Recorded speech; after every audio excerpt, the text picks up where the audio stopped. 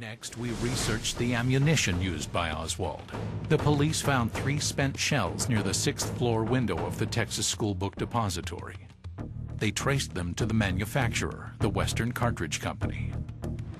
Okay, so what we've got now in our hands are 20 rounds of the original Western Cartridge Company ammunition, batch number and lot number as used by Oswald in the assassination. This is the 6.5mm by 52 Kikano ammunition. Exhibit 399, the so-called magic bullet, was found by an orderly at Parkland Hospital on a stretcher used for Governor Connolly. Many people think it was in pristine condition. It was not.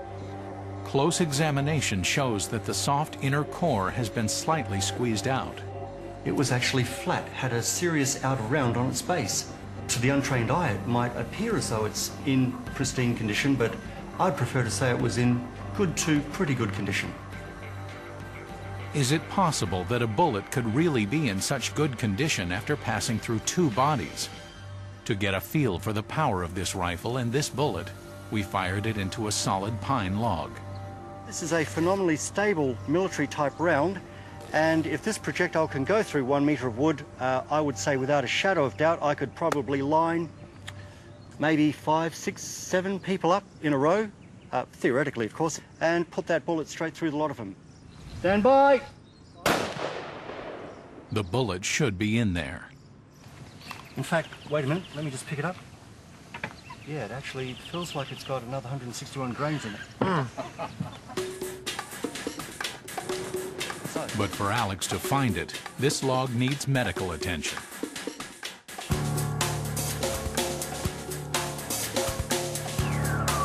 So here we are, and we're in fact at 110.9 centimetres of penetration in the wood. And as we look at that, that projectile is looking pristine. Time for some tree surgery.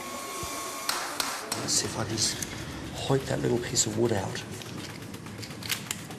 Okay, there we are. We didn't even touch it. There it is. Now to see what kind of damage the bullet suffered. This is absolutely remarkable. I would not have predicted this.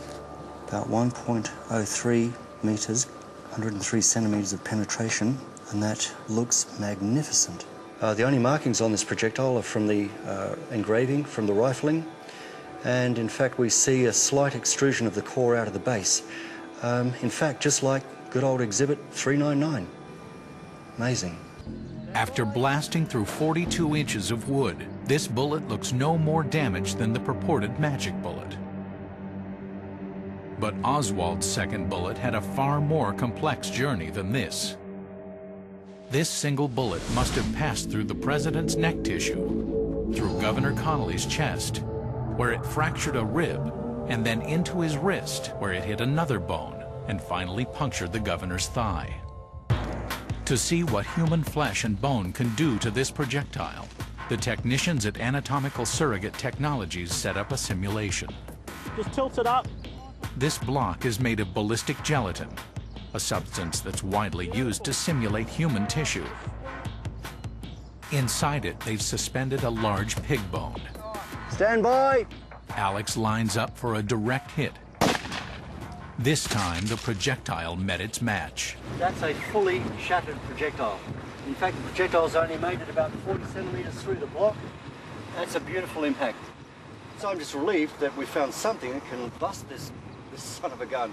This projectile hit the bone dead on and at high velocity.